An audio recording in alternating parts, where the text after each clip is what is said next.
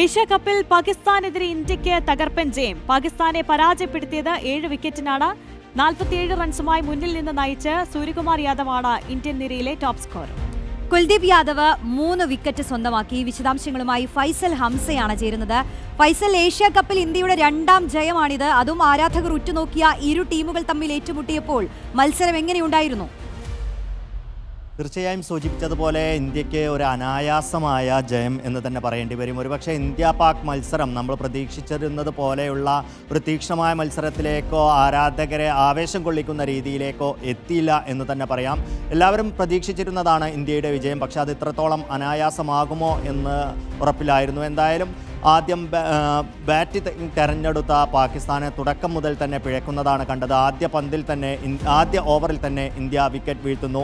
2ാമത്തെ ഓവറിലും ജസ്പ്രീത് ബുംറയും കടുത്ത ആഘാതമേൽപ്പിച്ചതോടുകൂടെ 2ാം ഓവറിൽ തന്നെ 2 വിക്കറ്റ് നഷ്ടപ്പെട്ട് ഒരു തീർത്തും പ്രതിരോധത്തിലേക്ക് കടക്കുന്ന രീതിയിൽ പാകിസ്ഥാൻ പോകുന്നു.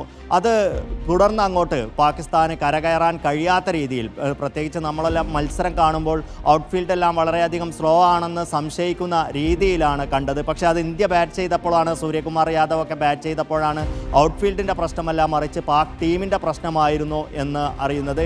എന്തായാലും പാകിസ്ഥാൻ ഉയർത്തിയ വിജയലക്ഷ്യം 127 റൺസ് വിജയലക്ഷ്യം ഇന്ത്യ വളരെ അനായാസം മറികടക്കുന്നതാണ് പിന്നീട് കണ്ടത്. ഇന്ത്യക്ക് 15.5 ഓവർ മാത്രമേ ബാറ്റ് ചെയ്യേണ്ടി വന്നുള്ളൂ എന്നുള്ളതാണ്. മാത്രമല്ല, ഇന്ത്യ കഴിഞ്ഞ മത്സരത്തിൽ UAEക്കെതിരായ മത്സരത്തിലെ ടീം കോമ്പിനേഷൻ തന്നെ നിലനിർത്തുകയായിരുന്നു. അതിലായിരുന്നു സംശയമുണ്ടായിരുന്നത്. പക്ഷേ ആ ടീം കോമ്പിനേഷൻ തന്നെ വിജയം കാണുകയും ബൗളർമാർ നല്ല രീതിയിൽ പന്തെറിയുകയും ചെയ്തു. കഴിഞ്ഞ മത്സരത്തിൽ നന്നായി പന്തെറിഞ്ഞ കുൽദീപ് യാദവ് ഇത്തവണയും നന്നായി പന്തെറിഞ്ഞ് 3 വിക്കറ്റ് കൂടി വീഴ്ത്തുന്ന ഒരു കാഴ്ച കൂടി കണ്ടു. അതോടുകൂടി പാകിസ്ഥാൻ പൂർണ്ണമായും തകരുന്ന കാഴ്ചയാണ് കണ്ടത്. മറുപക്ഷത്ത് സൂര്യകുമാർ യാദവിൻ്റെ 47 റൺസ്, അഭിഷേക് ശർമ്മ അദ്ദേഹം ഓപ്പണിംഗിൽ മികച്ച പ്രകടനമാണ് കാഴ്ചവെച്ചത്, 31 റൺസും. അതോടൊപ്പം തന്നെ തിലക് വർമ്മയുടെ 31 റൺസ് കൂടെയായപ്പോൾ ഇന്ത്യക്ക് 3 വിക്കറ്റ് മാത്രം ബാക്കി നിൽക്കെ വളരെ മികച്ച രീതിയിൽ തന്നെ ലക്ഷ്യം കാണാൻ സാധിക്കുകയായിരുന്നു.